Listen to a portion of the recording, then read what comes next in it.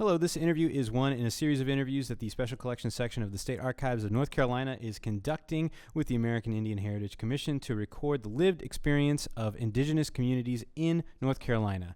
These oral histories will be part of an archive series and will be made available to the public. Today is Monday, September 18th, 2023. 2:30 p.m., right on the money. This is an interview with, if you can give us your full name, please. William Anthony Hayes. Everybody calls me Tony. Okay, Tony. Good. How do you spell that? The whole thing. William Anthony Hayes, and my nickname is spelled Tony. Perfect. I appreciate it. This interview is being conducted for the American Indian Heritage Commission Oral History Project. The interviewer is John Horan. I've got, if you could say your full name, but in 1 second. Okay, go. Curry Bird, Director, North Carolina American Indian Heritage Commission. And can you spell that, Curry? Yes, Kerry, last name Bird, B-I-R-D. Thank you. I've also got Danielle Shirella here, off mic, but she's here. And this video interview is being conducted in person at the Archives and Records Building at 109 East Jones Street in Raleigh, North Carolina. The first question is pretty straightforward. Can you give me your place and date of birth? December 22nd, 1956. I was born in Alamance County Hospital in Burlington, North Carolina. All right. Perfect. And then why don't you just tell me a little bit about yourself? Anything you want us to know? Like I said, name is Tony Hayes. I lived or grew up in a small Indian community in Alamance County, which most of the natives there call Little Texas, but most of the general population knows as the Pleasant Grove Township. Went to school at Pleasant Grove Union School, which was the minority school. My next to eldest brother, I am the oldest in the family. My next in line brother and I were the first two people of color to integrate the school system in Alamance County. We moved from Pleasant Grove Union School, and our parents were either thoughtful enough or masochistic enough to throw us into the non-minority school, which was Pleasant Grove Elementary. So we basically were, the first two people of color, along with other members of my distant family, to integrate that school. So, that really served me a lot. It really sort of served me well in life, because I got to see what I call real racism, and I mean real racism up front. Most people don't think of Indians being subject to racism, but we were just as much subject to those atrocities as other minorities. Because it was a K through 12 school, we had a lot of older people that, really tried to traumatize us. But my family and my mother and father were very, very thoughtful and pragmatic, and they knew that this was the future. And, they made sure that we were supported in a lot of different ways. Went to high school at Eastern Alamance High School in Mebane, North Carolina. Had a brief football career, but I got injured when I went to college. I went to college at Bethune-Cookman, as well as the University of Miami, but I got injured at the University of Miami, and I actually transferred to Bethune-Cookman and furthered my education. Then I went off to corporate America, and I've been very blessed. I've worked for some of the largest companies in the world, and as I sort of matured and climbed the corporate ladder and gained valuable experience, brought that experience back home to my community. And then during my midlife crisis, I decided to throw my hat into Indian politics and into the ring to really support my people and the Indian tribes of North Carolina. I was tapped by, one of my dear mentors, Ruth Revels, to run the North Carolina Indian Economic Development Initiative, which was an economic development arm for the tribes in North Carolina. Did that for approximately 15 years. Was also, during that tenure, elected as chief of the Occaneechi tribe, or chairman of the Occaneechi tribe. And we've been working in Indian country and for the betterment of Native Americans across North Carolina ever since. Great. That's a terrific summary. Gives me a lot of points to jump off of, so I'm happy for that. So that's the first point I want to talk about is you said you grew up in Alamance County in a place called Little Texas, but other people called it Pleasant Grove. Why is the disconnect? Well, it was really the Indian people there knew it as Little Texas because we were raised in that particular area, and there was a group of people way back when, and I can't name the date, that when they came to that, probably in the 1800s, when they came to that area of Alamance County, my people were there, and they thought we looked like the Hispanic people from Texas. So they coined the phrase Little Texas. So it stuck with the native people there, but never really transitioned out to the general population. And the proper name for the area is Pleasant Grove, or Pleasant Grove Township in Alamance County. That is fascinating. And what's it like growing up in this area? It was great. I mean, we really didn't have any idea about racism until we entered the school system, because we basically lived on, my grandfather and his family owned an area in Alamance County right outside of Little Texas called Parker's Height. My grandfather was a Parker. He and his brothers owned probably 500-600 acres in that area, and they basically cut off lots and sold it to people of different races and ethnic backgrounds. So we intermingled with, the majority folks, we intermingled with the minority folks, and it was just one big happy family, until we got old enough to be indoctrinated into, the school system and realized that there was some differences. Yeah, that I want to get to the school system in a second. I want to make sure that we talk about, like, when you went into town, you went to shops, did you go to movie theaters, that kind of thing, or was it more? I mean, did you notice anything there? Well, I was really on the back end of what I call the real Jim Crow era, where they had signage there for colored only or white only. And I was very, very young, and I remember an incident. My mother went to the local pharmacy, and she was hungry, and she went to the white-only counter to get a hot dog. And the proprietor there says, "Well, we only serve white only." And she's like, "Well, I've never heard of that kind of hot dog, but I'll take one." And so, we basically were a little different because we were the Indian folks in the area. We had the opportunity to really migrate between, the white majority and the black minority. And at that point, there were very few Hispanics, that had come into the country. But my experiences for the most part was really good because my father owned a general store. He also owned 2 restaurants. And most everybody in the county owed him money. So that transcends racism. So we were really treated a little bit differently because of that. And my family, as many Indian families, me and my brother are a bit darker as far as our skin color. My younger brother and younger sister look Caucasian.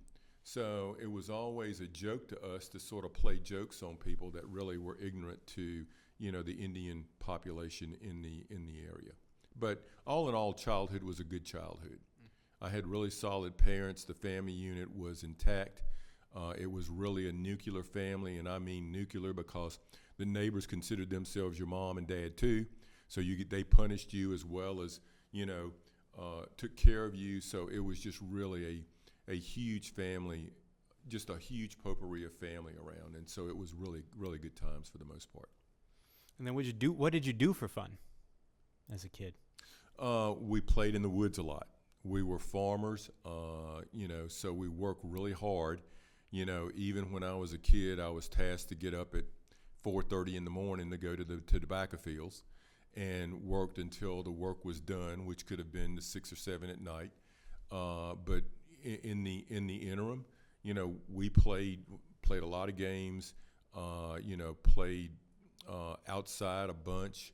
Had lots of friends. We always ate together. We always fellowshiped together, worked together. So there was never a dull moment of people playing pranks on each other or, making up various games. We played games that, were similar to some of the tribal games that the Cherokee and others play as far as stickball. Just a lot of fun. Just having a lot of fun as kids. No, that's terrific. And then do I have this right that you moved and that's why you had to move schools? Did I miss that? The way that it worked is to integrate the schools.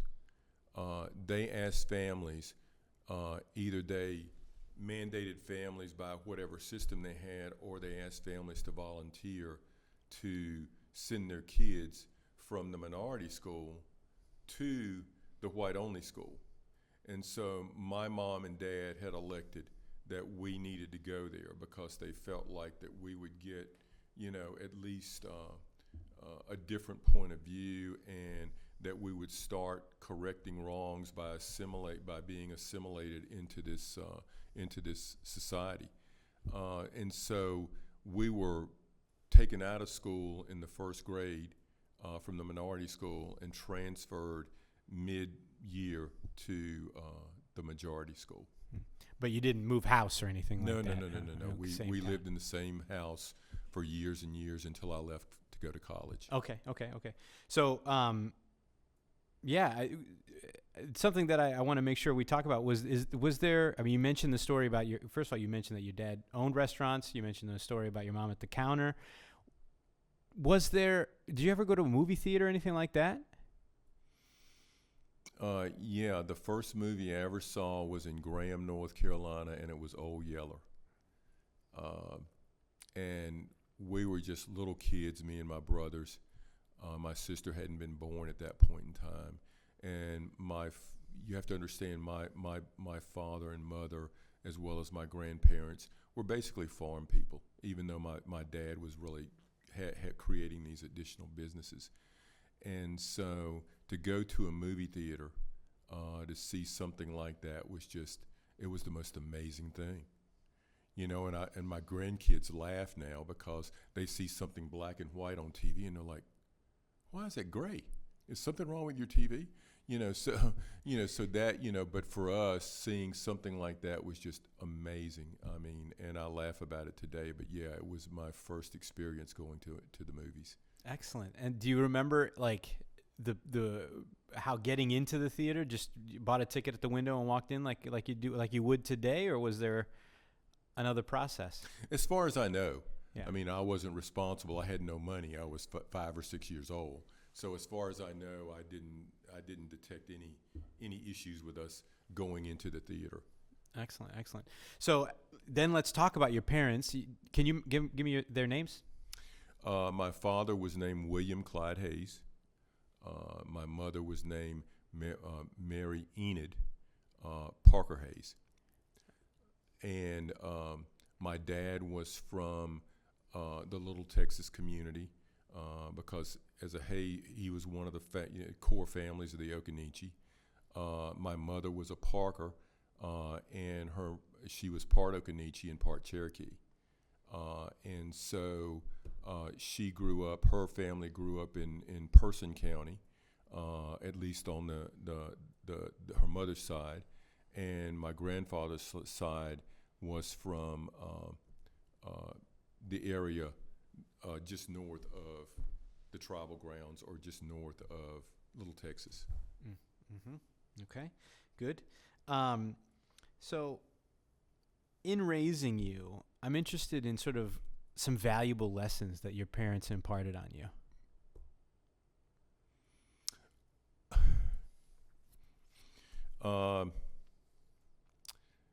we learned a lot of lessons. My mother probably could have stood toe-to-toe with Muhammad Ali and gave him a good run for his money. They were very strict. We were not allowed to, talk back. We understood our place. We weren't allowed to do anything without permission. And my mom believed in corporal punishment. And so, because she believed that, we should be, better.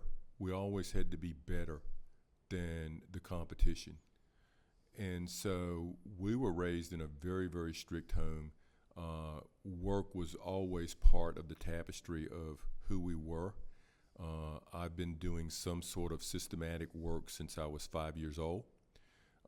At 10, my father asked me if I would come run one of his stores. So you can imagine, of course, in today's world, he would probably be breaking all kind of labor laws.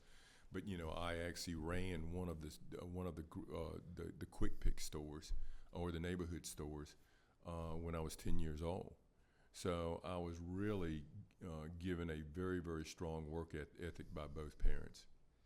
Yeah, and so you mentioned how the neighbors would be involved as well, and so I'm interested in how did other elders in your community assist in that education for you?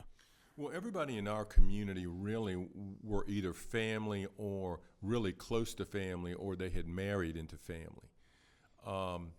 And so if we were at a neighbor's house and we acted up, they didn't pick up the phone and call my mom and said, hey, he's acting up. They punished him and then told my mom. And then we got punished again when we went home. So everybody just felt this sense of family and protecting everyone's kids. It was truly, truly a community. And I know, there's cliches out there talking about it takes a village. Well, we really were a village. And everybody in that neighborhood really, truly believed that everybody else's kids belonged to them. And so that's how we grew up. And so it was truly an interesting transition once we moved out of community because we saw how other people did it. But in our little Indian community, it was all for one and one for all. And that wasn't just a motto.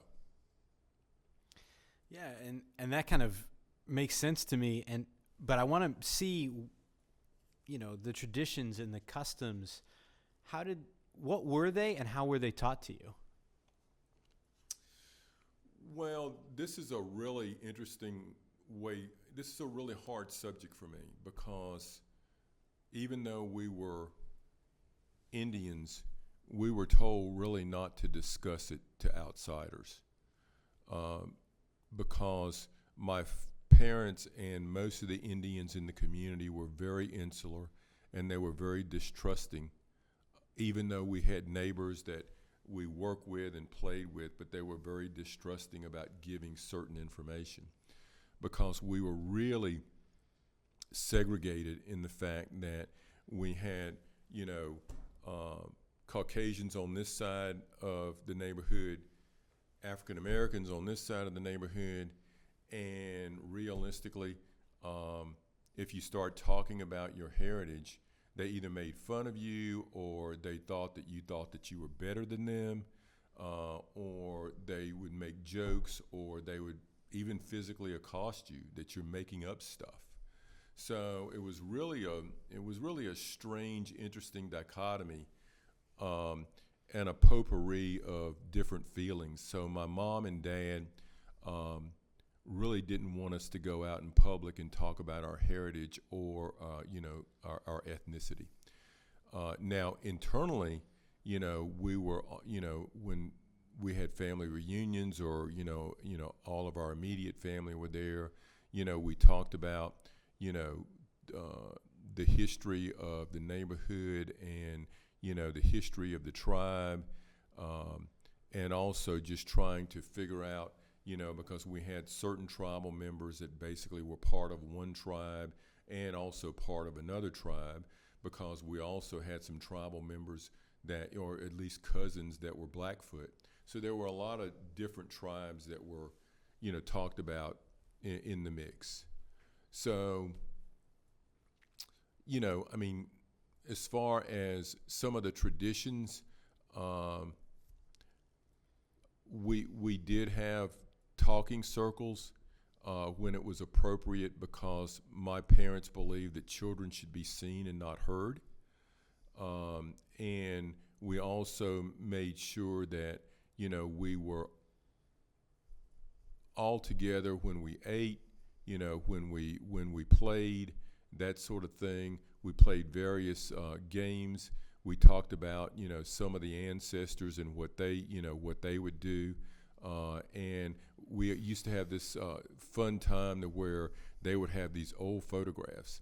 And what amazes me about all of these old photographs, and we would guess, if this person was part Indian or part, or full-blooded Indian, but nobody smiled back in those days.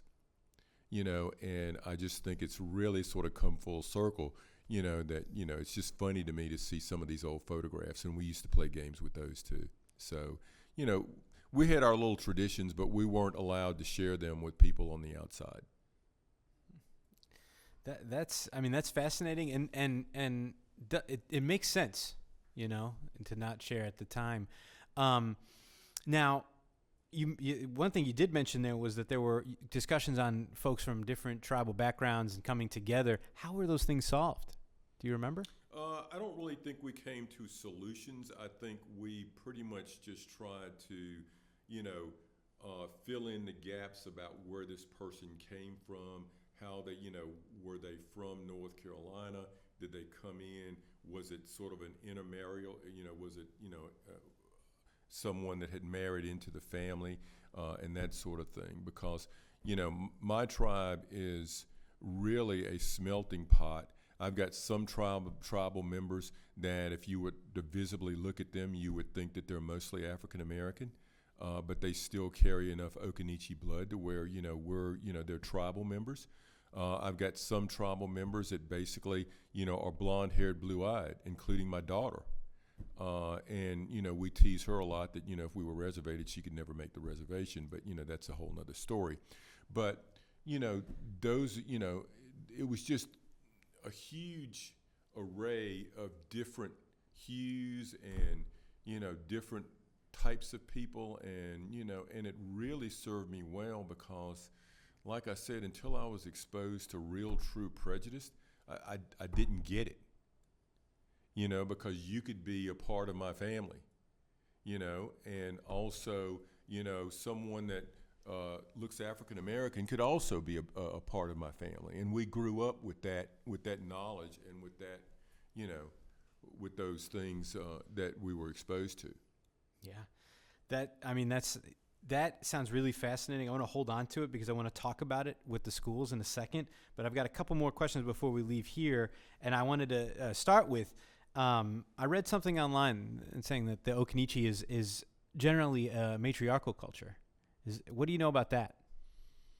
That it's true. We revere our women and our females. Most of the really strong individuals in our tribe are women. My mother, even though she didn't wear the pants in the family, she did wear the pants in the family, so to speak. They pretty much ruled home like it was their castle. And most of the men were out working or doing what they did, and the women really took care of home. And I don't think that's just necessarily contained to my tribe. I think most tribes, have a strong matriarchal leadership to them. And so for us, we were more, not more respectful, but we were more afraid of the women than we were of the men, if that makes any sense, because they were the disciplinarians, they were the parliamentarians, they were the people that basically told you what and what not to do. And the dads just, whatever mom says. So yes, we are very, very proud and, very, very respectful of, all of our female tribal members. Actually, you mentioned the piece about the men going to work. I'm wondering, was there ever any kind of migration to the work, or did they always stay in the Alamance County kind of, or at least that part of North Carolina? Or were there people that would go back and forth to other places in the state and other places in the country? Well, let me preface that by saying it this way. Most Indian communities really don't like leaving home as far as jobs or moving away, especially back in those days. My tribe was a little different in the fact that we had a lot of farmers, a lot of really big-time farmers, and also we had several major industries 15 minutes from our homeland. And so you had a lot of Indian men going to work in the cotton mills or some sort of industry. You also had them working or partnering with other farmers of other racial groups. We had lots of white farmers that owned huge tracts of land, and my grandfather owned not nearly as big a tract of land, but he owned significant property that he worked pretty closely with the coalition there. But for the most part, most tribal folks really like sticking close to home. So we had very few people migrate out of the state.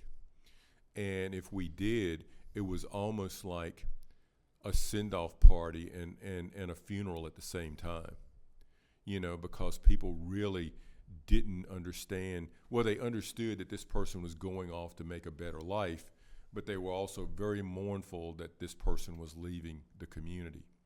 And that's one of the things that stuck with me most of my life, is that even though I left the community, that we need to figure out a way to bring that kind of talent back to the community at the right time, if that makes sense to you. Oh, yeah. And that is a great segue into this question, which kind of wraps up this little section that we've been building on. And that is, you mentioned your daughter. Do you have other children as well? I have 2 daughters, and I've been married twice. That was by a first marriage. And my present wife has 2 sons, so I've adopted them as my sons. I got you. Yeah. Okay. So with your 2 daughters and your 2 sons, how have you sort of taken all that we've talked about so far about the culture you grew up in and the traditions you learned? How have you kind of translated it for them? Well, I'm the type of guy that I want you to be able to decide things for yourself. I didn't tell my daughters that, the only thing that I told my daughters that they had to do is that they had to get a proper education, because most of my family did not go to college. I was the first kid in my immediate family that went to college, in my core family. Of course, I had cousins that did the same thing. The generation before us, there were very few, if any. So the only edict and the only mandate was that they had to get an education. So outside of that, as far, we exposed them to who they were as Indians. And at a very young age, they asked me to give them an Indian name, which I refused, because I wanted them to grow into their Indianness on their own accord, and then at the right time, we would bestow them with, what we consider a sacred Indian name. Both my daughters are very successful. One went to Duke, the other went to ECU, and they've had really good, wonderful careers, and I have 9 grandchildren. My wife's sons were very successful. Even though they're not Indian, we've indoctrinated them into the tribe, not necessarily as Indians, but obviously as supporters, and giving them information and dispelling the myths and misconceptions about how Indians are and how they live and how we're so different than everybody else, and we are to a certain point. But my kids basically were in their mid-20s when they came to me and said, I want to get involved. I want to know more about, more about the stuff that you've imparted upon me, and I want to dig deeper. So my oldest daughter is now attending tribal council meetings, which is a good thing. My youngest daughter worked at the tribal office for a while. So they both are very, very secure in who they are, but they came to that realization on their own, not because I forced them into something, because that's something you have to do. I mean, to be honest with you, I ran away from being an Indian for the first 25 years of my life. And I really didn't care about it. All I cared about was how I was going to move to the next level corporately, or how I was going to better myself and, help support my family. And so Indian causes meant nothing to me until I was probably in my mid-30s. So, and I think you have to mature at your own rate, and I think you are more committed when you come to that realization yourself than your parents making you do it. Yeah, that makes a lot of sense to me. So, okay, good. So we'll take that piece and sort of the overview. We'll put that to one side. We'll touch back upon it in a second. But for now, let's kind of hone back in on that story of the first grade going to a new school and going from a segregated school to an integrated situation. And I'm interested now in your the original school. Was it Union? It was called Pleasant Grove Union, yeah, which is a predominantly black school. Okay. So tell me about it. What do you remember? Because you said first grade is when you left, right? Yeah, I really don't remember very much. I do remember, though, when we left, that I had several friends there because only a very few of us came. Most people elected to keep their kids in that school, even the Indians that were going to that school. And it was me and a couple of my first cousins. So it was probably about 7 of us all together that our parents were brave enough and courageous enough to sort of put us into this, uncharted territory. So I don't really remember much about the minority school other than, losing a couple of friends that did not migrate over. Sure. How about the decision to switch schools? Do you remember anything about that? I mean, I'm sure based off of what we've already talked about, your parents just decided for you, but maybe they didn't, or maybe they talked to you about it. Do you remember anything like that? They basically decided for us, but they did talk to us about it. And they impressed upon us is that they wanted us to be able to compete at the highest level. And that didn't take anything away from the minority school. They just knew that the majority school was getting much more attention, and obviously there were more opportunities that could come out of that. So they really wanted us to compete at the highest level. And, that's all we were told. And, a few thousand scars later, we compete at the highest level.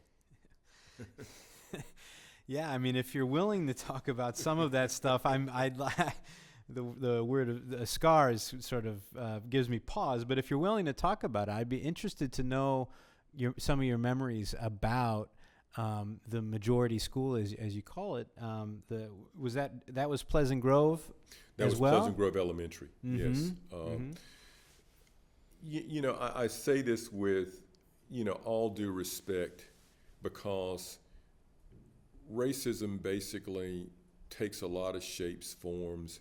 I think it's overcooked nowadays, and I think it's used improperly in certain areas. But back in those days, it was real, from the teachers all the way down to the students. Me and my brother were kicked, beaten on the sidewalk. We were spit on. We were called all kind of names. And, I'll never forget it. My brother, who was younger than me, but much bigger than I was, came home one day and he was just in tears and never wanted to go back. And my mom's like, you need to toughen up, son. This is going to happen. You're going to go through some adversity in life. We will go do what we need to do to try to solve this problem, but you're going back. And I don't really think the students were nearly as impactful on my psyche as the teachers. because the teachers were really into this whole psychological warfare thing. You know, physical warfare, you know what's coming at you and you know what you're going to get. But, you know, they left a lot of scars until I got to third grade. And this is the only thing, you know, I don't really have a great memory, but this is the only thing that I really, really remember about the staff there, is I had a teacher, and her name was Mrs. Boswell, Boswell. And she was the meanest, toughest old lady I've ever met, but she respected us for who we were. And she didn't look at us as Indian kids or minority kids or whatever we were labeled back in those days, half-breeds, whatever we were called. She looked at us as, you know, you're a valuable member of society, and I'm going to push you to be the best you can be. And I hated this person. I mean, she was horrible. And now, you know, God rest her soul, and I never got the chance to tell her how much of a difference she made in my life, because she taught me how to do things per what my mother and father wanted at the highest level, how to compete, how to study, how to not take no for an answer. And, you know, those are the kind of people that, you know, you meet in life that you just never forget. And that was more impactful to me than all of the abuse, all of the fights, all of the name calling that we got into. And I'll tell you a funny story, you know, that I tell my kids, which, you know, makes them laugh. You know, my brother and I were being threatened to be killed by a couple of 12th graders. And so my mother came to school, and the principal called their parents. And once as I said earlier, once their parents found out who my father was, they became really good friends, because they owed my father thousands of dollars because they were farmers, and he would let them have stuff on credit, you know, until the crops came in. So it sort of really narrowed the gap and really changed a lot of things for my family once they figured that out. So I guess money tends to trump racism, you know, as far as folks back in that era. But, you know, those are just some of the real, you know, little quirky stories that I grew up with. But it was an interesting experience. And, you know, people often ask me if I would change it. And of course I would change getting kicked and getting spit on. But to be honest with you, I think it made me a tougher and a better person as I matured. And, you know, there are very few situations that I'm afraid to go into now because of those kind of experiences, because they pale in comparison. Well, I think you may have a point there. I mean, it's really interesting, the juxtaposition between that third grade teacher who was super tough, but was on your side, it sounds like. And maybe some of the other teachers. And was it, so are you, I just wanted to make sure I have this right. Are you saying that that after the third grade it was better? Or are you saying that some of the teachers before and after the third grade were not so good? No, what I'm saying is she was probably the best. Okay. Other teachers, you had some that were good, and you had some that were very bad, because everybody is a human being, and their beliefs are their beliefs, and they come out even in curriculum. So we had some teachers that basically treated us less than. We had some teachers that treated us okay. She just took it to a different level. Yeah, that's great. And so this school is an elementary school. So presumably, did you go someplace else for middle school, or was it? How did that work? Yeah, we went to. My brother and I were in a lot of first. They had just built a new middle school called Woodlawn Middle, and it was the first effort in open air classrooms. So people didn't know if it was going to work. So there were no walls. You'd have classes all around you. It was just a whole open forum school. And so we went to that, and it didn't agree with me at first because, you know, I was pretty easily distracted by all the other non-educational stuff that was going on.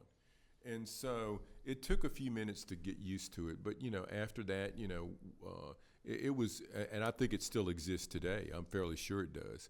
And it's right beside Eastern Alamance, which is the high school, which, I graduated to go to. And, but yeah, middle school was fun, probably more fun for me than it should have been.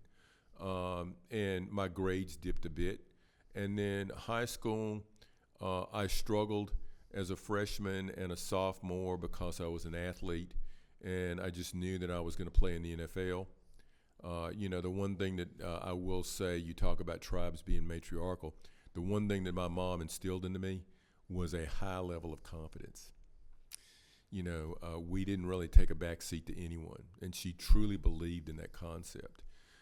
So I was just really confident that I was going to be a pro football player, and, studies and, grades and stuff like that really didn't matter. And, and I actually did progress to play, college football, at least for a very short period of time. But also, my mother was smart enough to instill fear into me enough that you are going to bring home certain grades at a certain level. And thank God, otherwise I'd probably be on the street now because or I'd certainly not be working in the arenas that I'm working in. I've been really blessed with my career, and it's been because of the education, not the football. But before we leave the football, I do want to see if sports was a factor in sort of acceptance, maybe, if that's the word. I'm not sure, but sort of, if other students saw you playing football, were they more likely to hang out with you, or did it not matter at all? Yeah, back in our days, it was sort of the cool and the uncool kids. It was the cool kids and the geeks, or whatever, people were called. I really didn't get much into labels because I'd been labeled all my life, so I didn't want to hear that crap. Football was another way to escape any kind of barriers or any kind of handicaps that were put before you. And it allowed me, and I enjoyed the structure. We had some pretty rough coaches back in those days. And I played football, basketball, did a little track, not much, because I was a pretty fat kid at that point, but I was quick. So, I think that sports is, and all my kids I've encouraged, and grandkids I've encouraged to participate in sports because I think it does build character. And luckily some of the rudimentary ways that we were treated by coaches has sort of gone by the wayside. It's a little easier now as far as the abuse from coaches. But the bottom line is it really did teach me structure, character, gave me some goal to achieve, and also the one of the perks of that is, I was sort of one of the cool guys. So in school, you're a cool guy. That works. But now, did anybody ever say anything or do anything at games? If you would go to a game and there are people in the stands on maybe on the opposing side or maybe your own side, was there ever any explicit racism that way? Sure. I really can't single out a whole lot of incidents, but I've been called a lot of things on and off the field. Most of them where you can hear with the crowd going on. I played in the defensive line, and you'd have someone that you were facing that would call you, some derogatory word, or like the N word or the I word or whatever, or the HB word. So yeah, the answer is yes. That was all part of, but we were sort of desensitized to that because we had sort of grown up in that era, and we didn't really, we sort of figured out that this was their own ignorance. And the great thing about my mom and dad and my family is they really sort of painted a really great picture to us that anyone that had to call you a name was ignorant, or they were intimidated, or they were less than, that, or in some capacity, or jealous or whatever. So that's sort of how we looked at it. Mm-hmm. And the last question before we move on from this point is I just want to see if there was ever some kind of an incident or something like that where your teammates rallied around you, or the coaches rallied around you, or your brother or cousin or anything like that, where they said, "Hey, no, that what you just said is not acceptable, or what you just did is not acceptable." Was there anything like that? Well, this is sort of morbid, but this is sort of where the rallying point came by. The tougher you were and the more vicious you were on the football field, the more people liked you.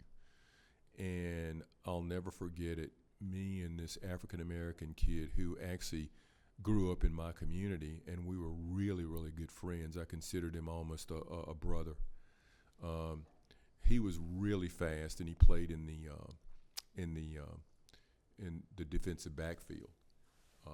He was a safety, and I was a defensive tackle. And my father was hardcore, rip, roar, tear them all to pieces.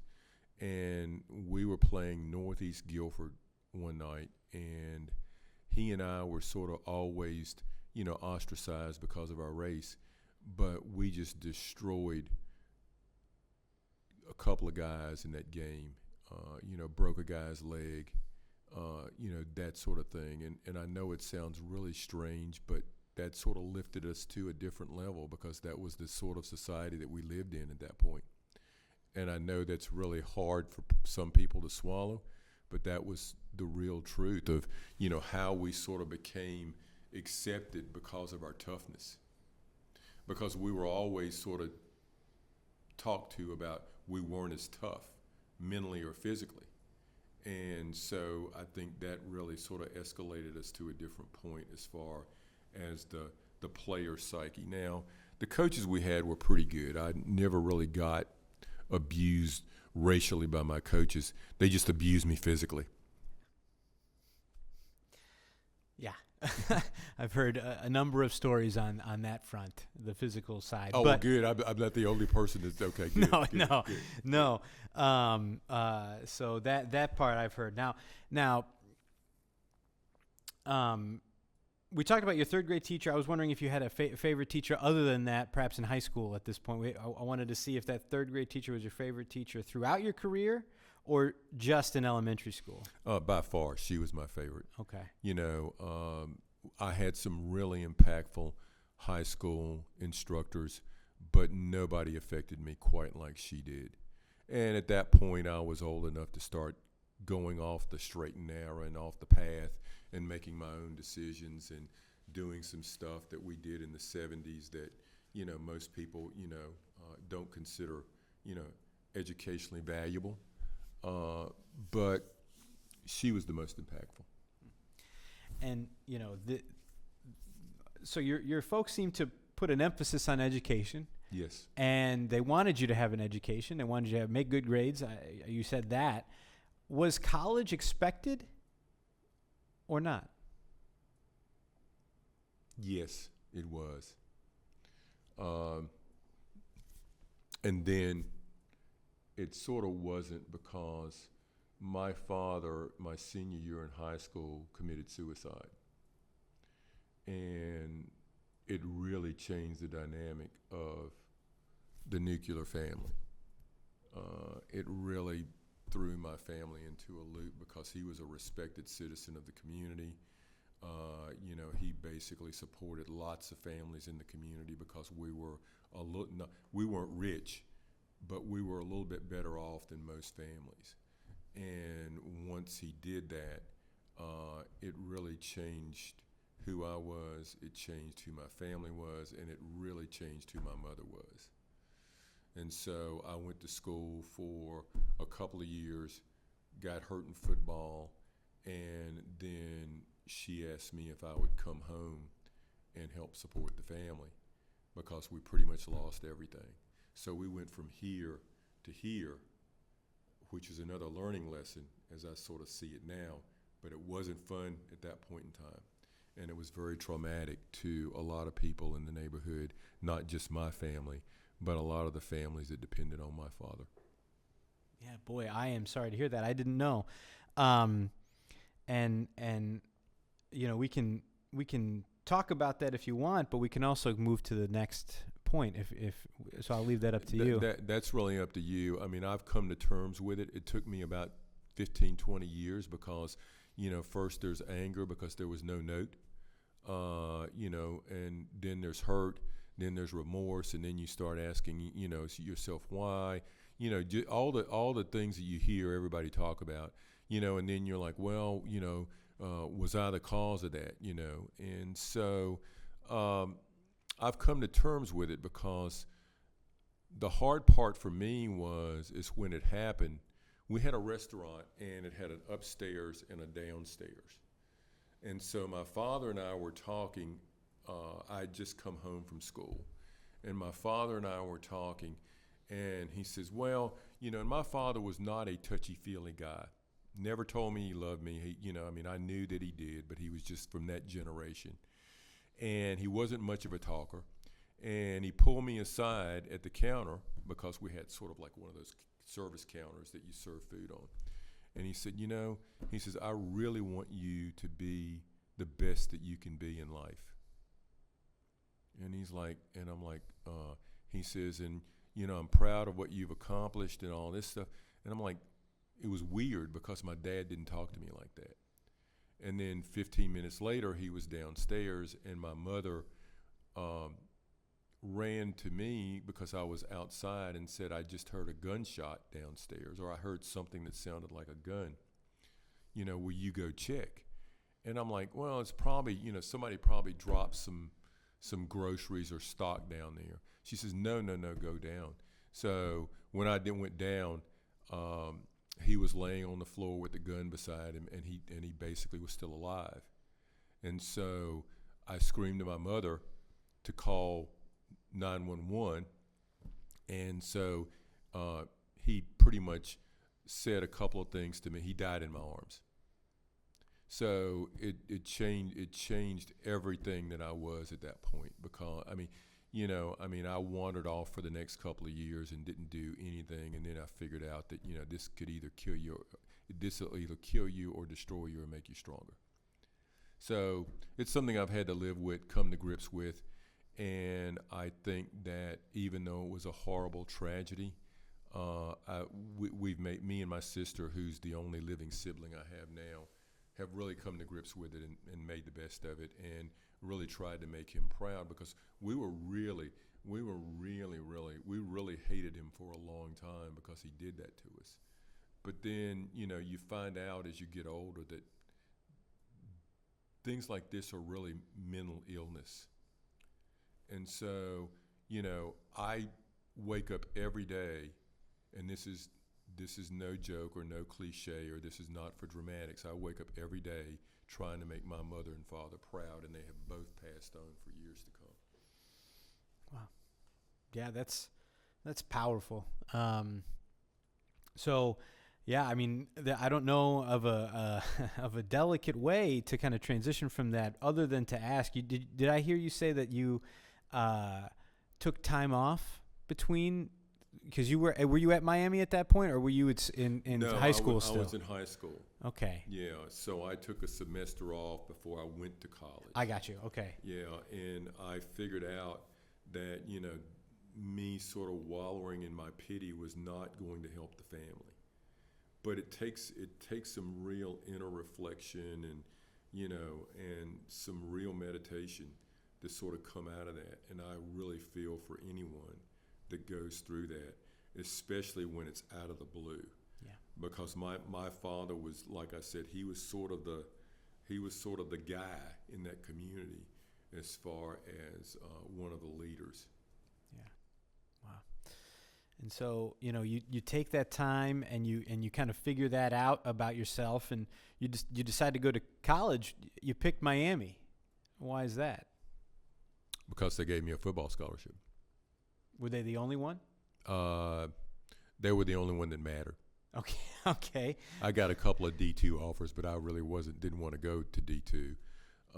And fate kicked in, played down there, was on the team, got hurt really bad. I got cracked back on back in those days and destroyed a knee, and then I got relegated to the practice squad, and that's when my mom, wanted me to come home. Not necessarily, and I probably did too at that point. I was still struggling to a certain degree, but it was a good experience. Mm-hmm. Mm-hmm. And so you took 2 years in Miami and you went to another school directly? Yeah, Bethune-Cookman, which was a HBCU. Okay. And where is it? It's in Daytona Beach, Florida. Okay, so you stayed in Florida. Mm-hmm. Yeah. Okay.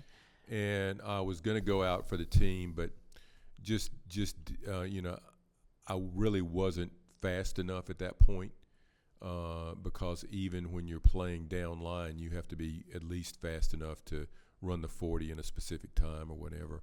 And so, I spent probably about another year and a half at Bethune-Cookman, and came home and started to work. So what was your degree in? It was in history and pre-law. Okay. Well, with history, we have that in common anyway. And so then why those subjects? I've always been a student of the game, man. I love being around. I'm not a people person. At least from 8 to 5 I am. After 5, I'm very reclusive. And people are like, Tony, I mean, I don't recognize it. My wife's like, will you please talk to me? Just, and it's not that I'm ugly. I do this for a living. I mean, I've been, front and center for a long time, and I've spoken for a long time. And so from 8 to 5, I'm on. And after 5, I consider, unless I'm in a meeting after 5, you know what I mean. So, but honestly, I don't know. I mean, I like doing what I do, I mean, and I like really, I mean, I genuinely, and it took me a long time, and this is probably more than Curry probably wants me to say. It took me a long time to really come to the realization that I should do something for others. Because I'm pretty selfish, I mean, I did whatever I could do to climb the corporate ladder to make as much money as I possibly could, and it wasn't for the good of anyone else besides me and my family. And then probably I was probably about 45, I saw these young Indian kids that weren't getting a chance. And it just sort of turned me around. I mean, I really generally don't have an agenda for myself anymore. I mean, I've been blessed to where I really don't have to have an agenda for myself. And I really work hard, and I don't care what tribe you are. I mean, I ran economic development for 15 years, and I don't care if you're Lumbee, I don't care if you're Cherokee, maybe no, I won't go there. But I don't care what tribe you are. As far as I'm concerned, all of us Indian folks, we're kinfolk at some point in time, because obviously the states put boundaries up, but I'm sure that they didn't exist back in the day. So I tease all the folks at the Saponi tribe that and we do have cousins there, but nobody wants to talk about that for obvious reasons. But yeah, I just don't have an agenda other than for the betterment of Indian people, and that's true. And I know a lot of people say that, but I really mean it. Because I just see that there's a lot of talent out there and a lot of opportunities that these young folks don't get. And Curry will attest to this, because he sort of lived through it like I have. Lots of, back in the day when I was young, the elders didn't want to give me an opportunity. They just didn't want to let go of the microphone. Because once you let go of the microphone, most people feel like they become irrelevant. Well, if I retire tomorrow, I can figure out a lot of things to do that would make me happy, other than being relevant in the business community. So, I mean, I think for at this point on, it's sort of a labor of love for me to make sure that my people get, well, like I tell a lot of folks at the General Assembly, there are just so many myths and misconceptions out there about Native Americans here in North Carolina that I feel like it's my responsibility, if you're portraying one of those myths or misconceptions, that I set the record straight for you. Yeah. I'll ask you now if you have an example of a misconception that you could set the record straight for. Well, one thing comes to mind. I was coming to Raleigh to meet a couple of legislators about 5 or 6 years ago. And I was listening to talk radio on the way down here. And there was some host whose name escapes me. I'm probably mentally blocked it out. And he was talking about the American Indian population, and obviously had not done his homework, and he was pretty ignorant to what he was saying, as well as just downright stupid, because he was talking about that Indians don't really need any help because they all get subsidized by the government in some capacity, and they're all supported. We don't have to pay taxes. We don't have to pay health care. We don't have to, and I'm screaming at the radio. I never do that because I'm just not that kind of guy, And so I took it out on the legislators when I got here. And I'm like, not that I'm bragging or nothing, but I'll trade tax liabilities with you anytime.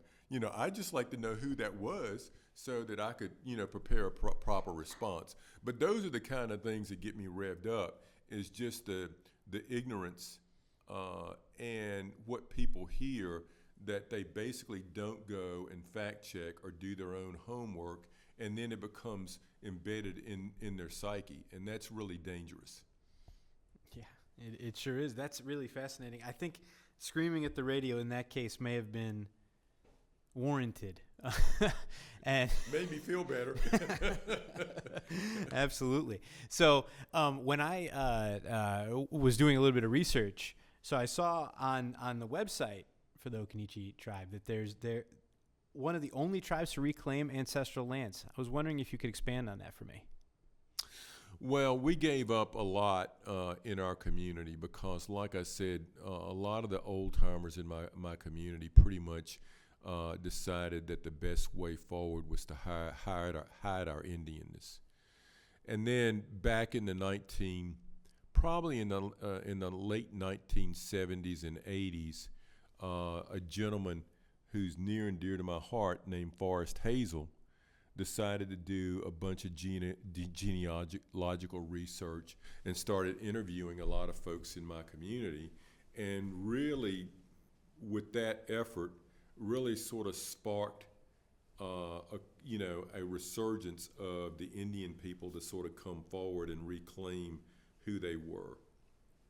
And I give Forrest a lot of credit, but I also give these people a lot of credit and courage, because most of these people were told to suppress that. And so in the 80s and 90s, we went through this whole transformation of really bringing out, or coming out, so to speak. And then we vied for state recognition, and we battled the Commission of Indian Affairs for a while. And then in 2001, we were granted our state recognition again. And so we felt compelled, because of the area, or the little Texas area that we lived in, we felt compelled that as a tribe, we needed to acquire some of our ancestral land back. So we worked with several Occaneechi members who own land down there, and we acquired about 30 acres. So that was back in probably the 2010, don't quote me on the date, but somewhere in that area, that we collectively made the decision to go out and collect bottle caps and whatever we could do to acquire this land back. And we're really so proud and so much better as a people, because now we've got that land and we're looking to expand on that. In fact, we're having conversations, because where we are, we're really blessed. Our tribal lands are right across hundreds of acres that Duke University Forestry Department owns. And so we're in conversation with Duke about partnering or at least acquiring some of that land, somewhere down in the future. So we're looking to grow that. But yeah, that's sort of the story, at 10,000 feet. Mm-hmm. And so perfect. We'll go from 10,000 feet, get a closer view on some of those points. Particularly, I'm interested in the process of being recognized in 2001. You said, what's the story there? What was the process like? How did it all unfold? The details. Well, I'll give you the story third party because I wasn't really engaged in the tribe at that point. I was up in Manhattan doing a bunch of other stuff. There were a core group of Occaneechi that really worked really hard to get our information out there. We went through a bunch of back and forth with the Commission of Indian Affairs, and finally, through judicial assistance, we were named a state recognized tribe, and I think we're the last tribe to be recognized by the commission since then. So it was a 20-year effort of collecting information, collecting genealogy, connecting the dots as far as community, et cetera, et cetera. The bad thing, it was 20 years. The good thing is that we very well know who we are. And and the next step for us at some point is to maybe look at a federal petition to get federal recognition, and we've done all the homework. It's just a matter of really pulling the trigger as an organization. But we're still debating on whether we want to throw our hat in it. Well, we've tried it a couple of times and got refused for federal recognition. But we're trying to decide now that we have some better information whether we're going to throw our hat in the ring or not, because we're not quite sure that federal recognition is the end-all, be-all of who we want to be. Well, what do you mean by that? Well, okay. The last federally recognized tribe, and I think I'm right on this, and correct me if I'm wrong, Curry, and if it's not the last, it's one of the last few, has the Shinnecock Nation. And they spent 30 years and probably $30 to $50 million to get recognized. If I have $30 to $50 million, I don't need federal recognition. I can pretty much do what I need to do to help my people with $30 million. So do I want to take us down that path? And I'll long be dead before that happens. And obviously we don't have that kind of revenue. And what we look at is what's more impactful for our tribe and our people. And that money that we would spend on that, could that be better served in supporting certain aspects of our community, certain aspects of our education, certain aspects of our youth programs or whatever? And now that you've got all of these new gaming laws coming on board, it seriously impacts the value of federal recognition.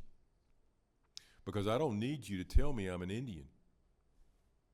I already know that. And so it's really about the programs and about, the resources that the Fed would give you. Now, would I love to be federal? Of course I would be. But I'm just not sure at this point I want to go through it, take the tribe through that, unless something changes, because the BIA works really hard to say no when they should work really hard to say maybe, or let's look at this in a deeper way. So I think things come full circle, and there'll be a time and a place, and I think the BIA, just like all of us, are evolving or should continue to evolve.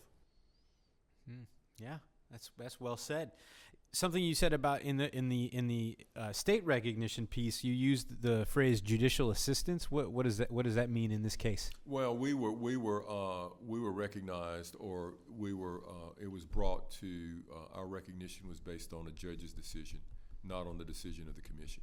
Oh, so, or the ultimate decision was made by a judge.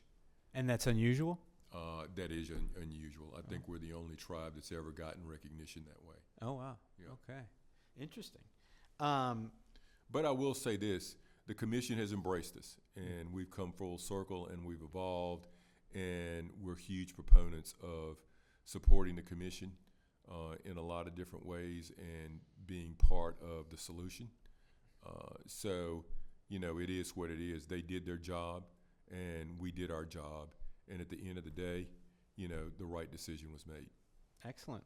Yeah, and so in this discussion we've just had, hearing you talk about, at the beginning with gaining it for yourself, this idea of American Indian advocacy comes into play, comes into my mind, and I'm thinking about, I think you said you were about 35 years old. Maybe you realized that's when you should start looking into that sort of thing. Say more about it. Say more about how you developed it. I understand that you developed it on your own, which made it stronger, but how was it developed? Who helped you along the way? Well, I'm not one of those kind of guys that, likes to tell woe is me stories, okay? Because I was raised to go get it. I was raised that, hard work, begets, something of value. Whether that's true or not remains to be seen. I've been blessed. I'll just say that. I think for me, I wanted something better for my kids and my grandkids. I've worked 20-hour days for a lot of years. I'm not sure if I didn't want my kids to have to go through the same paths that I've gone through. And also, my tribal community, I saw a lot of folks that basically were stuck and stagnant, and they were not making anything of their life. And so I'm a big proponent of really trying to push Indian kids to the next level as far as education, because education is the great equalizer. You can cover all these programs up, and you can create programs or whatever, but unless you have the mental capacity and the commitment to be able to move yourself forward, no program on the planet can help you. And so for me, I'm really trying to impart upon and trying to change the data that suggests that only 13%, and that's on a good day, of American Indians go to college. That is a tragedy. That is just an out-and-out flat tragedy, and almost a point of extinction, because if we aren't doing what we need to do to help ourselves, how in the world are we ever going to help anyone else?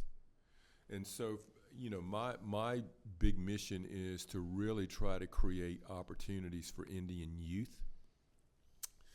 And I just saw it in a lot of my cousins' eyes, and I saw it firsthand. I had a bunch of folks that grew up with me that, were hard on their luck or became alcoholics, and all this, the things that, people stereotype about us, which aren't true, by the way. But, I've seen people miss the mark.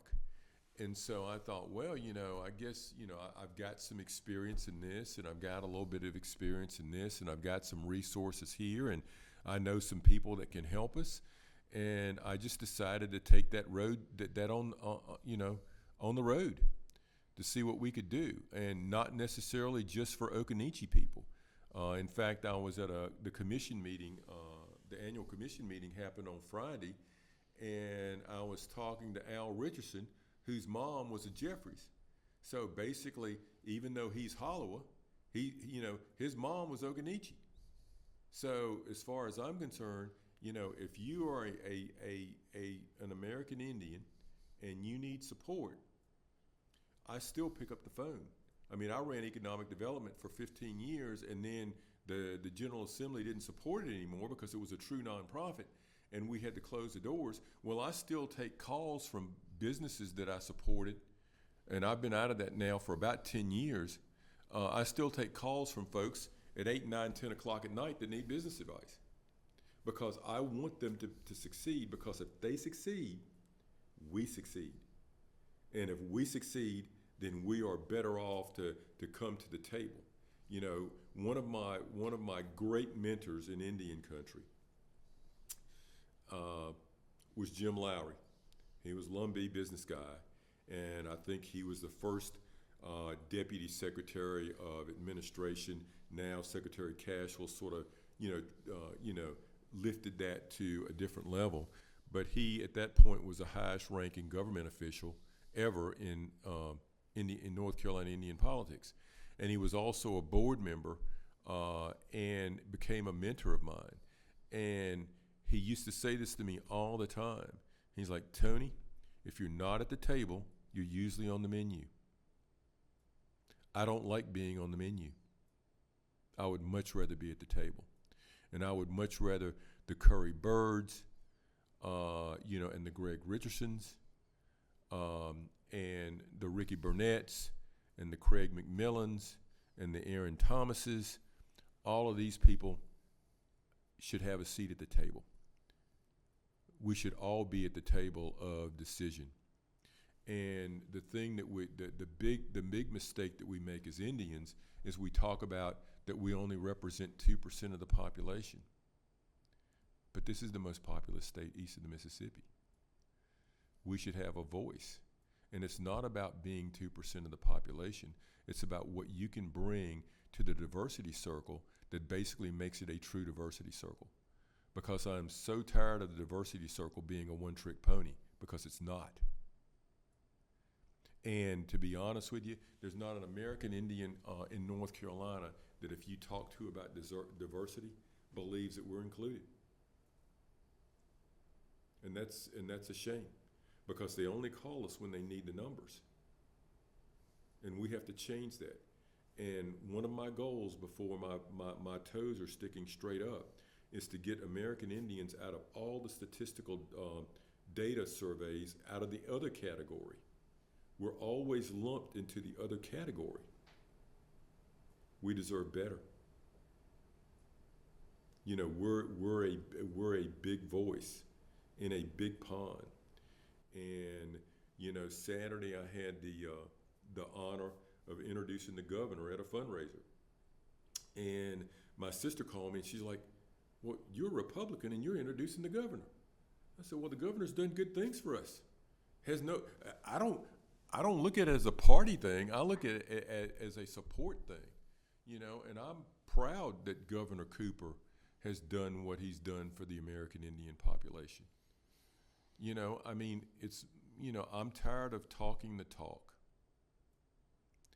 And we're here to stay. We're not going anywhere. And I don't show up in meetings in regalia. I don't show up in meetings with a lot, because I'm not going to give you the satisfaction of playing Indian, because I am an Indian and I belong at the table just like you do. So, and there's nothing wrong showing up in regalia, but I'm just saying, if that's your expectation of me, you have the wrong expectation. I'm here to do business to business with you as an equal, not as an Indian, but as an equal. Sorry, got me on a tangent there. No, I think it's all well put, and I think there's definitely a segue in there for this discussion on the economic development piece, that initiative that you were a part of. Tell me more about that. Tell me how you got involved. Well, I had just taken, like I said, I worked for Starwood Hotels for 10 years, and, I did most of their global marketing and global fulfillment, and had really enjoyed a career that had taken me far beyond, relationships that I thought that I would ever have. And so, typical corporate America, they decided that they had brought in a new CEO from Coca-Cola, and they wanted to relocate all of VP and executive level of employees across the country back to New York, to White Plains, which were the corporate offices at that point. Well, I love my wife dearly, and my wife would never survive, north of the Mason-Dixon because she basically freezes to death in 90-degree weather. And she's like, I just don't want to go to New York. And so for 2 years, I fought these guys off by making a decision that I would have to come to New York. And so I got really tired of it. And so at some point, I sit down with the executive VP of the company, and I said, look, I can't do my wife this way, and my family's here, my tribe's here. I said, let's talk about, an exit package. And so they gave me a pretty decent exit package.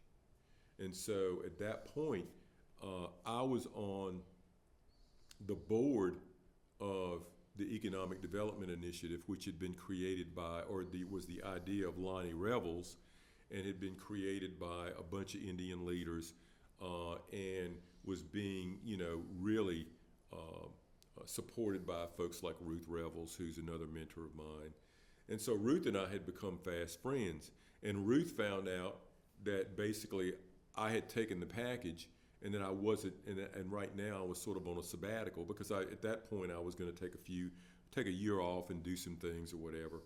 And she asked me if I would consider coming in and running the organization because the original director was James Harden, and he had decided to go back to LRDA, which was a Lumbee Economic Development Center in Robson County.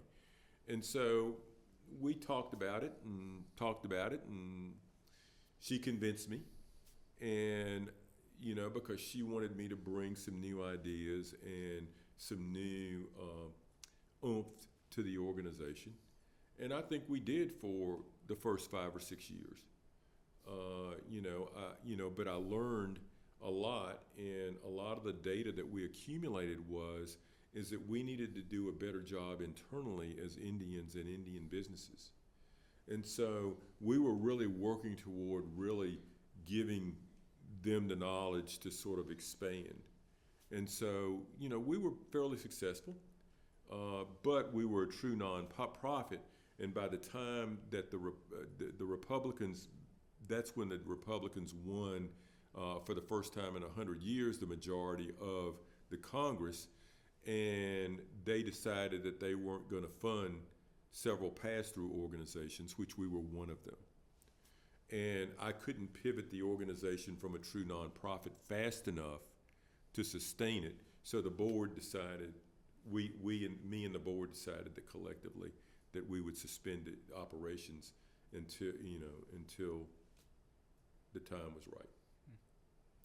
And what was the mission of the board exactly?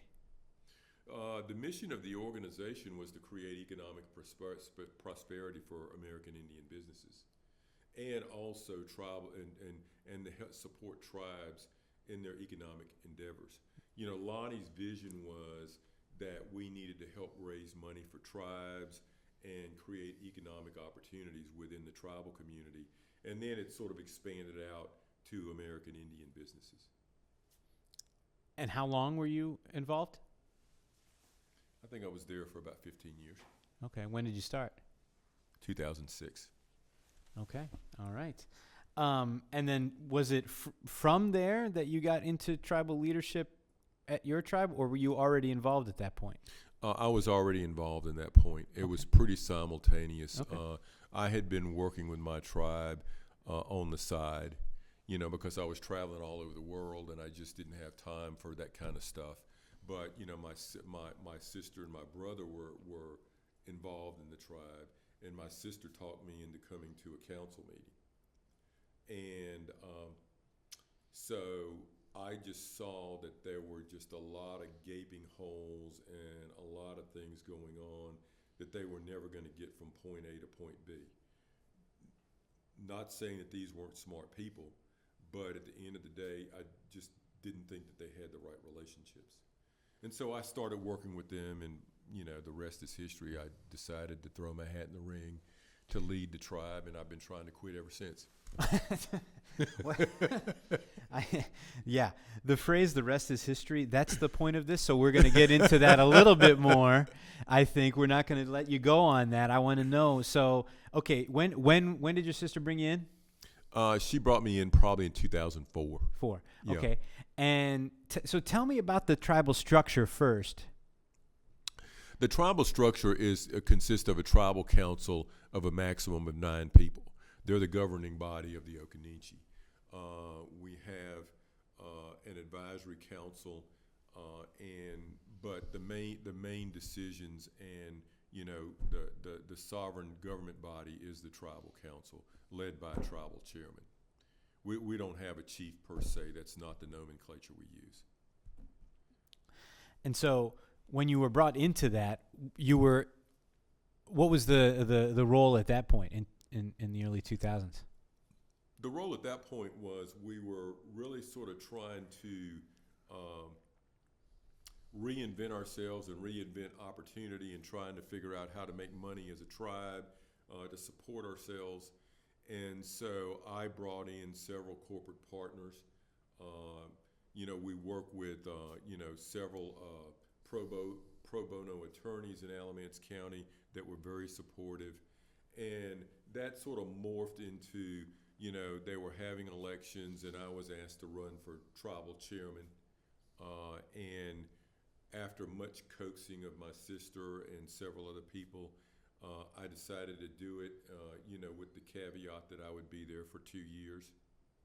And that was back in 2007. Good. Yeah.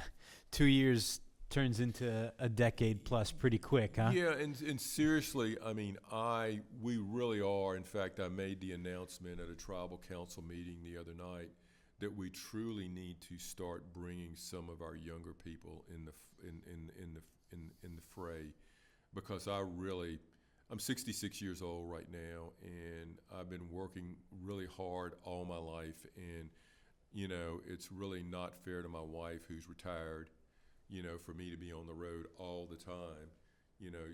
Thank God I have a really great miniature Datsun that keeps her company. It keeps me out of trouble. But I'm probably going to do this for another 2 years, and then I'm pretty much going to ride off into the sunset and only help on causes that people really need help with. Because I'll never retire.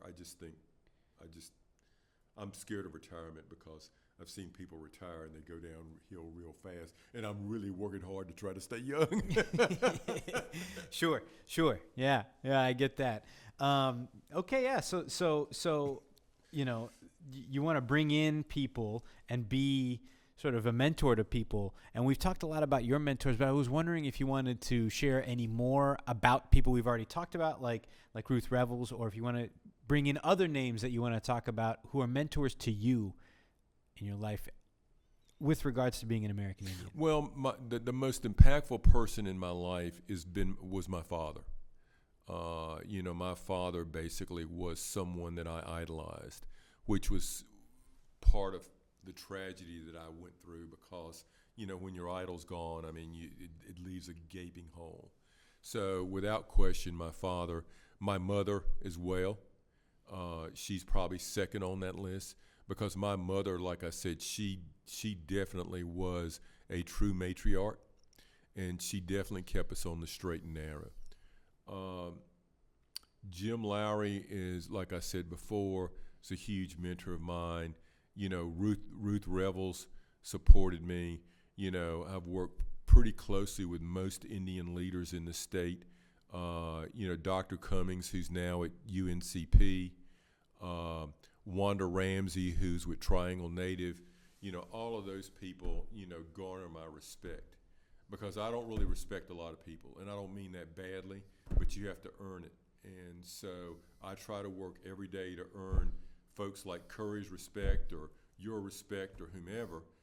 Curry's been an influence. He's been around in lots of different capacities. But we're all sort of in this small boat, trying to bring other people into the boat.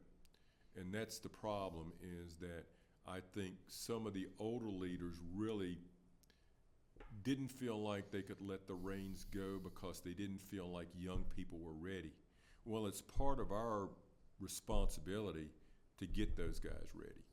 And so we're working really hard to try to bring, in fact, I was talking to Vicki Jeffries, who is our tribal administrator, and she's getting a little older as well, and we're both extremely busy trying to run the tribe, and so we're really trying to bring in some young people to mentor, to really take over certain responsibilities. And then from an overall state leadership standpoint, I think the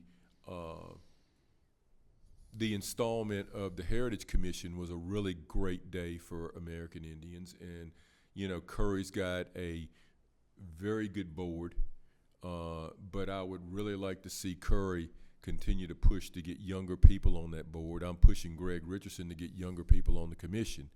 The problem is we have to find them, and they have to be committed to the cause. So that's sort of a really roundabout answer to a short question. But, I think that anybody that is in it, not necessarily to win it, but in it for the right reasons, that I would consider a mentor. And there are a lot of American Indians that, I hope don't get offended because I'm doing this interview, that name may escape me, that have done really great stuff for North Carolina Indians.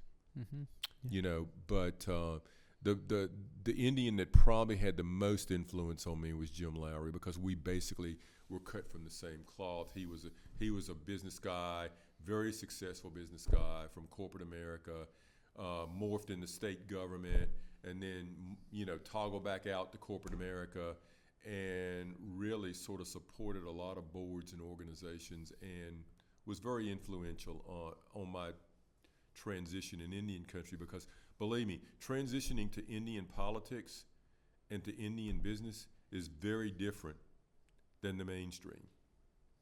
It's a different rhythm, it's a different mindset, and you also have to take in consideration, these core communities and how they think.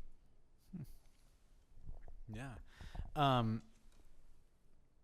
So another point that I think is interesting here is to talk about, in this vein of elders and the youth, your elders were trying to keep it don't talk about being American Indian too much outside of the group, right?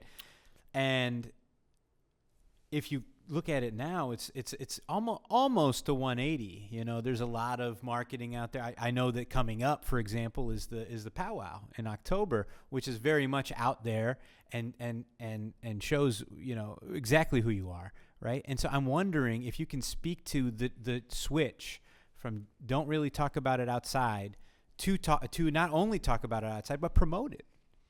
Well, let me position it this way. I think that our ancestors or elders that really didn't want us to bring it to the forefront, at least flagrantly, were really trying to protect us, because it was a different culture and a different time. And so I think in their heart, even though I don't agree with it fully, I can respect that they were trying to protect us. I think as we've come full circle with social media and awareness and just the whole, ability to get the word out there to a lot of people with little effort. I think it's really important that we're out there and we're preaching the gospel.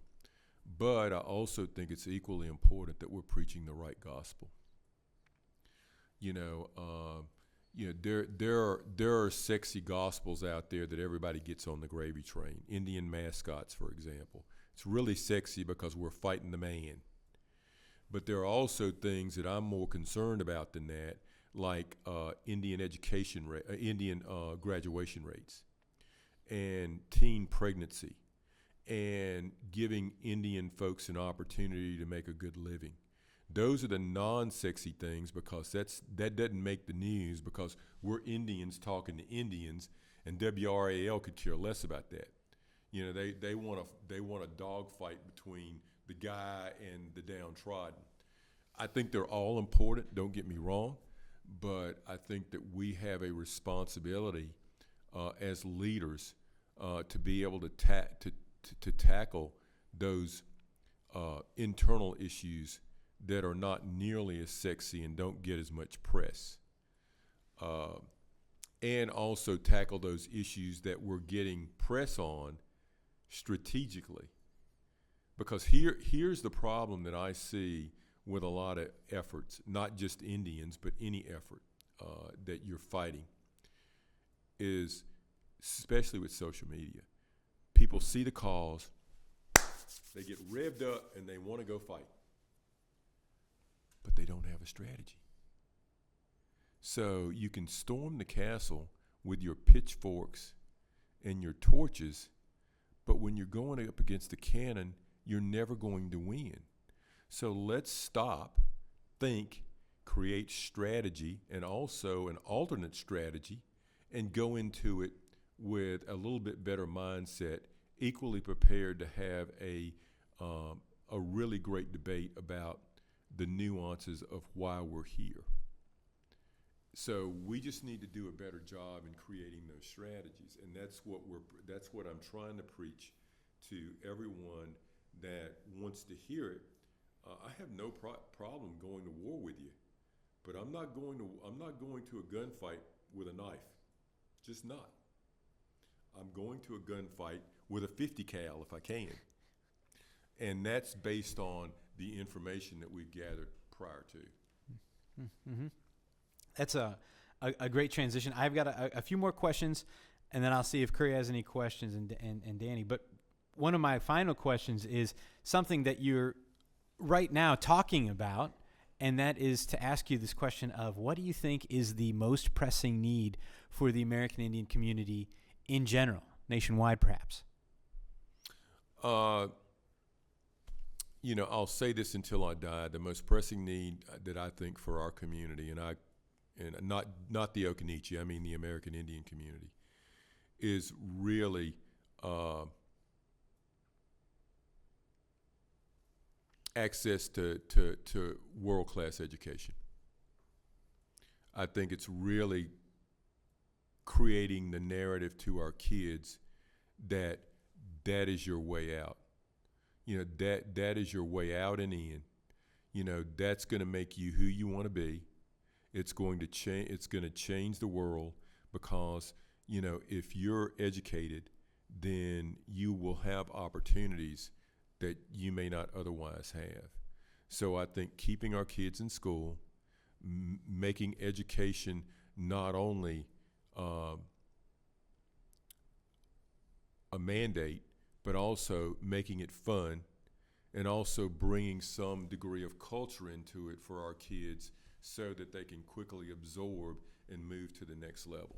Because I think anything that's done to lessen the curriculum for minorities over anyone else creates an unequal playing field when you have to compete in the real world. So I certainly believe that education is the great equalizer. That's well put. The other part of this question is to ask you, what is the most pressing need for the Occaneechi community specifically?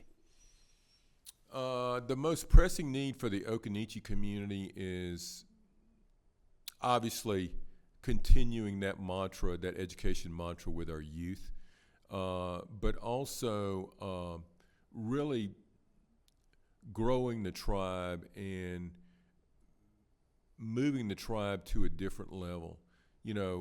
Thanks to several Indian leaders, and I was involved in this, as well as thanks to the governor and the General Assembly, or whoever decided to pass ultimately everybody that passed the legislation. The state finally supported Indian tribes in a meaningful way monetarily the last legislative session. And I think that the tribes do so much for North Carolina and their tribal service areas. For example, the Occaneechi tribal service area is Alamance, Orange, and Caswell County. I do a lot of work that the state, because of its bureaucratic nature and it's not nimble enough to pivot, I can do a lot of work in those communities that far more economical and be more nimble than the state can and be able to get to these people.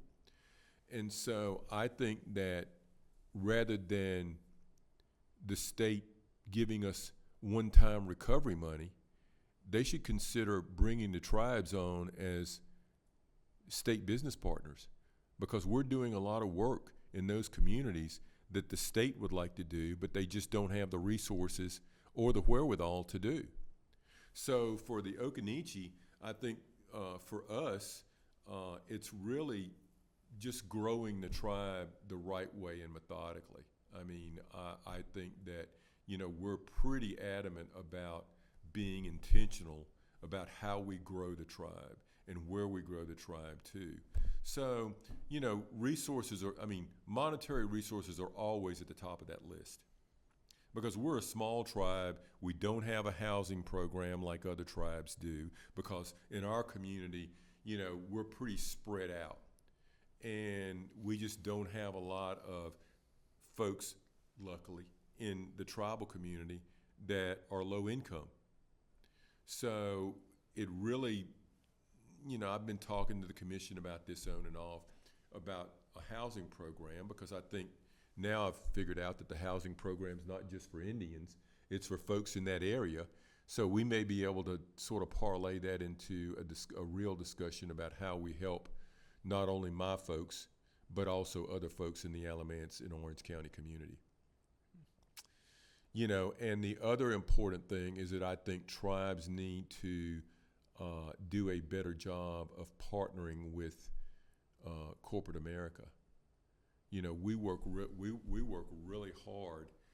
We've got relationships with, Elon College, and when I say corporate America, I lump the big educational institutions in that, with Elon, with Duke University, with various companies around the Alamance County area that basically see the need for support, and also we're trying to offer them a resource of bringing our people to the table, and may be able to help support their efforts or their workforce or their community politics. Yeah, that's all excellent. I think that's really terrific. At this point, I'm going to see, Curry, do you have anything you'd like to add? Sure. Now I'm getting a little afraid because watch out. Curry's Indian. I know Raceway had recently given some land to create the State Park, and also had given some property to the Historical Association. Do you feel that Occaneechi tribe was recognized and included in any of these efforts? No. And, I don't really think I can say it more emphatically than that.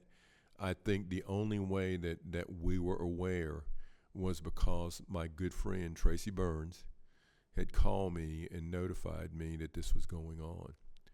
And I think she was going to try to sort of bring some of those forces to bear, because I told Tracy I would be more than happy to sit down at the table with these guys, but never heard from them. But to my knowledge, in fact, I think one of my tribal council members was talking about it, or some aspect of something going on in Orange County, about putting land in trust for the Occaneechi, but the Occaneechi had never been contacted about it.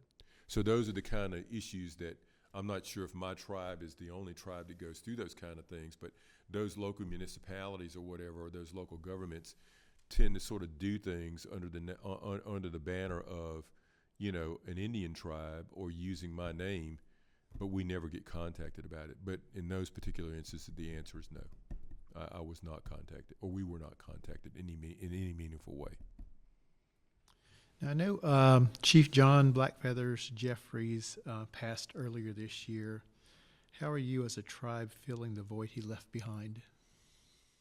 We're so honored and so happy to have a gentleman like John sort of be the standard bearer for the Occaneechi over the years. And he's left a huge void. John was not, and I don't think anybody would disagree with this, and John would probably be sitting where he's sitting laughing at me. John was not the easiest person to get along with, but John made you better, because John asked really, really interesting questions that you sort of say, I may have to think about that one. And he was very demonstrative, and he basically lived. John's favorite mantra was, and I always loved it because I'd be in the room with him and I'm thinking, oh my God. His favorite mantra is that you can't be an Indian some of the time. You got to be an Indian all of the time. And he believed that. So he helped us a lot continue the Occaneechi, or bring forth the Occaneechi brand over the years when there was no standard bearer. And we miss him an awful lot. And in fact, this powwow will be dedicated to John. I know there are some NCAI member tribes are pushing for the exclusion of state-recognized tribes.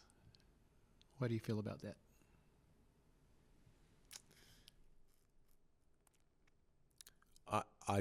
I find it unbelievable that Indians would ostracize other Indians, whether you're federally recognized or state recognized. And I'll go a little bit off my script on this one.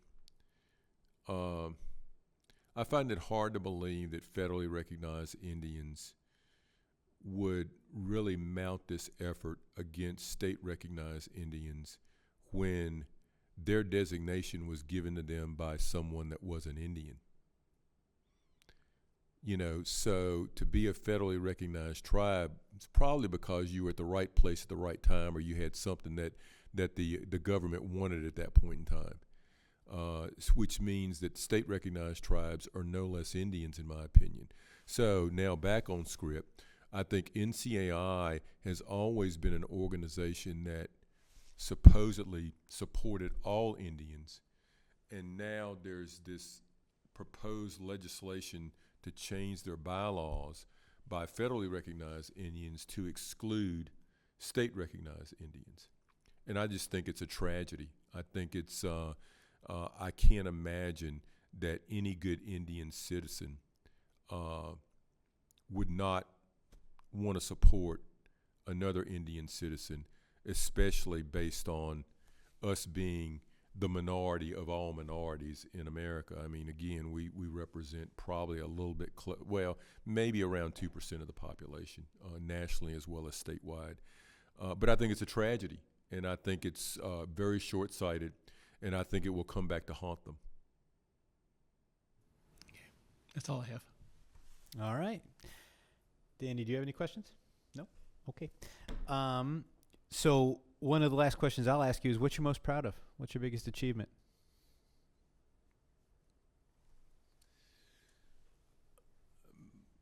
I am most proud of, even though I didn't have anything to do with it, people are always asked this, if you could go back and change anything, would you? The one thing I wouldn't change is being an Indian. I love it. I just absolutely wouldn't. I was talking to an African-American friend of mine. He said, well, who would ever say that they wanted to be black? And I'm like, well, hopefully a lot of people. I said, because quite frankly, I wouldn't want to be anything other than Indian. It's who I am. It's basically made me who I am. It's given me the edge or whatever. But from another perspective, I'm most proud of my daughters and my adopted sons. I think they have exceeded all expectations. And they will carry on a legacy that I hope continues to honor me and my forefathers or whatever in a good way. So I'm very proud of them. So the two things I'm most proud of is who I am, even though I didn't have a hell of a lot to do with it, but also, who we've created that will continue to carry on the work that we've started. And what are their names, just for the record? My oldest daughter is named Jamie Lynn Tidwell, and my youngest daughter is Megan Kelly Hayes. And then my grandson, who's basically my son, is named Austin Hayes. And my wife's sons are Todd Oakley and Terry Jean Oakley. And they are just very, very awesome to be around. Excellent. Anything else you'd like us to know while we have the record open? Just want to thank Curry and everybody participating in this effort for the opportunity to evangelize and to debate a little bit and to pontificate on the mic and those type of things, and really just to bring forth what I consider what it's really like to sort of grow up in this world that we call Indian country, and also to promote who we are from a very positive standpoint. And I'm excited to see, all these elders and all the videos that come out of this, because I think it'll make people sort of stand up and notice that we are Indian, but we're also really the fabric of this society. Yeah, that's a great place to end on. I'd like to thank you for sharing your story and adding it to the record. Thank you very much.